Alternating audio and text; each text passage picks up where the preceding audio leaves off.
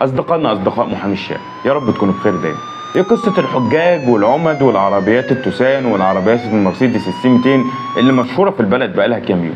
تعالى وأنا أقول لك. بص يا سيدي، فتح عينيك وطرطق لي ودانك عشان اللي جاي مهم جدا. يجي عمنا الحاج يروح لشخص من إخواتنا ذو الهمم ويحاول يشتري منه الجواب. الجواب ده يا سيدي بقى بيطلع إزاي؟ لازم الشخص اللي من إخواتنا ذو الهمم يكون معاه حاجة اسمها كارت الخدمات المتكاملة. يحق له ان هو يجيب عربيه. فعمنا الحاج بيجي قايم شاري الجواب من الشخص ده، والجواب ده تقريبا بيعمل له في حدود حوالي 35,000 جنيه.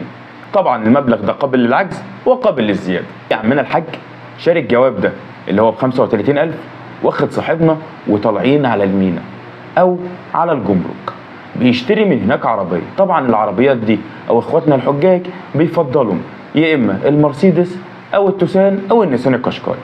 عموما